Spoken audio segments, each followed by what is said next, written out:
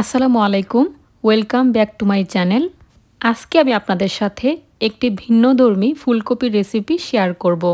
আমরা তো সবসময় মাছ দিয়েই ফুলকপি রান্না করে থাকি, কিন্তু আজকে আমি শেয়ার করব আপনাদের সাথে ডিম দিয়ে অসাধারণ স্বাদের ফুলকপির একটি রেসিপি। চলুন দেখিনি কিভাবে রান্না করছি। প্রথমেই আমি 4টি ডিম লবণ দিয়ে সিদ্ধ করে নিচ্ছি। লবণ দিয়ে সিদ্ধ করলে খুব সুন্দরভাবে খোসাটা উঠে চলে আসে। তারপর একটা প্যানের মধ্যে অল্প তেল নিয়ে এর মধ্যে লবণ আর হলুদ দিয়ে আমি 4টি ডিম ভেজে নিচ্ছি। প্রথমেই যদি একটু লবণ আর হলুদ দিয়ে দেন তাহলে ডিমের কালারটা ভীষণ সুন্দর হয়, সমানভাবে কালারটা সব দিকে ছড়িয়ে থাকে। তো ভাজা হয়ে গেছে, হালকা করে ভেজে নিলে যথেষ্ট, বেশি ভাজলে আবার ডিমটা রাবারি হয়ে যাবে, এটার কোনো প্রয়োজন নেই। তুলে নিচ্ছি এক এক করে। তারপর এর মধ্যে আমি একটি বড় সাইজের ফুলকপি ডাঁটা ছাড়া আমি দিয়ে দিচ্ছি, চাইলে আপনারা ডাঁটাও ব্যবহার করতে পারেন। এর মধ্যে দিচ্ছি একটি গাজর একটু লম্বা লম্বি করে কেটে নিয়েছি, আর একটি মিডিয়াম সাইজের আলু খোসাসহ কেটে আমি দিয়ে দিয়েছি। সব কিছু একসাথে নেড়েচেড়ে নিচ্ছি। এর মধ্যে দিয়েছি অল্প কিছুটা লবণ আর হলুদ। চুলার হিটটা কিন্তু মিডিয়ামে রেখেই ভাজতে হবে। যখন ফুলকপির কালারটা এরকম হয়ে গেছে, একটু ব্রাউন ব্রাউন, খেয়াল করবেন, আমি একটু দেখিয়ে দিচ্ছি, এই যে দেখেছেন। তো এরকম হলে বুঝতে হবে ফুলকপিটা ভাজা হয়ে গেছে, এর চেয়ে বেশি ভাজার কোনো প্রয়োজন নেই। তো আমি এটাকে চামচের সাহায্যে উঠিয়ে নিচ্ছি।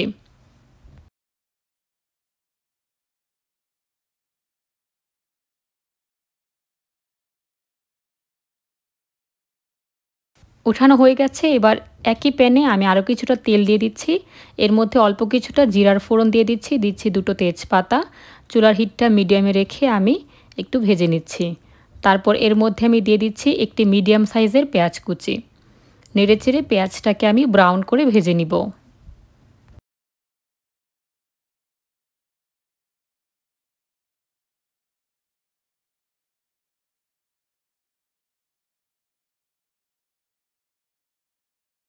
খেয়াল করে দেখুন পেঁয়াজটা কিন্তু ব্রাউন কালার হয়ে গেছে।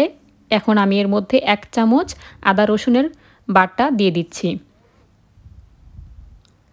তো কিছুক্ষণ নেড়েচেড়ে এর মধ্যে আমি অল্প কিছুটা পানি দিয়ে দিচ্ছি, যাতে করে পেঁয়াজটা পুড়ে না যায় আর সুন্দরভাবে মশলাটা কষানো হয়। এর মধ্যে গুঁড়া মশলা দিচ্ছি 1 চামচ হলুদের গুঁড়া, 1 চামচ মরিচের গুঁড়া, 1 চামচ ধনিয়ার গুঁড়া, 1 চামচ জিরার গুঁড়া, দিচ্ছি লবণ স্বাদ বুঝে। এবার সব কিছু একসাথে খুব ভালো করে কষিয়ে নিচ্ছি। খেয়াল করুন মশলা থেকে তেলটা আলাদা হয়ে গেছে, বুঝতে হবে মশলা কষানো হয়ে গেছে। এই পর্যায়ে আমি যেটা করব, ভেজে রাখা আলু, গাজর আর ফুলকপি আমি দিয়ে দিচ্ছি। আপনাদের হাতের কাছে যদি গাজর না থাকে সেটা আপনারা স্কিপ করতে পারবেন, কোনো সমস্যা নেই। এবার মশলার সাথে ফুলকপি, আলু গাজর আমি মিক্স করে নিচ্ছি খুব ভালো করে। এটা আমি 3 থেকে 4 মিনিট হালকা করে ভেজে নিব। চুলার হিটটা কিন্তু মিডিয়ামে রেখেই রান্নাটা করতে হবে, না হলে কিন্তু পুড়ে যাবে, কালারটাও নষ্ট হয়ে যাবে। ফিরে এলাম কিছুক্ষণ পর। 3-4 মিনিট ধরে মিডিয়াম হিটে রেখে ভাজা ভাজা হয়ে গেছে। এবার এর মধ্যে আমি ঝোলের জন্য পানি অ্যাড করব। দিয়ে দিচ্ছি। পানির পরিমাণটা একটু খেয়াল করুন, সেদ্ধ হতে যতটুকু লাগে ততটুকুই, আর ঝোলটা আপনারা যতটুকু খান ঠিক সেইভাবেই ঝোলটা ব্যবহার করবেন, মানে পানি ব্যবহার করবেন। আমি এর মধ্যে প্রায় 1 লিটারের মতোই পানি দিয়েছি, কারণ ফুলকপি সেদ্ধ হতে কিন্তু একটু টাইম লাগে। আর এখানে আরও কিছুটা লবণ দিয়ে দিয়েছি, তারপর ঢাকনা দিয়ে দিলাম। ফিরে এলাম কিছুক্ষণ পর। খেয়াল করে দেখুন ফুলকপি কিন্তু এখনও সেদ্ধ হয়নি। তো চুলার হিটটা কিন্তু মিডিয়ামে রেখে আরও কিছুক্ষণ রান্না করে নিব। ঢাকনা উঠিয়ে দেখছি কী অবস্থা। ঢাকনা উঠানোর পর ফুলকপিটা কিন্তু আমার একদম 70% মতো সিদ্ধ হয়ে গেছে। এই অবস্থা আমি ডিম দিয়ে দিচ্ছি, আর দিয়ে দিচ্ছি একটি বড় সাইজের টমেটো, আমি লম্বা লম্বি করে কেটে রেখেছিলাম, সেটা দিয়ে দিচ্ছি। ফুলকপি কিন্তু আমার 70% মতো সিদ্ধ হয়ে গেছে। ঢাকনা উঠিয়ে আমি ধনেপাতা কুচি সবশেষ জড়িয়ে দিচ্ছি। ফুলকপি একেবারে সিদ্ধ হয়ে গেছে, আর ঝোলটা আমি এরকমই রাখবো। ঢাকনা দিয়ে আমি চুলাটা নিভিয়ে দিচ্ছি।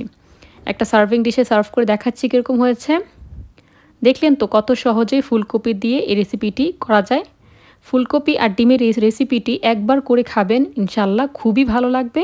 আমি কথা দিচ্ছি, ভালো লাগলে লাইক, কমেন্ট, শেয়ার করে দিবেন। ধন্যবাদ। আসসালামু আলাইকুম।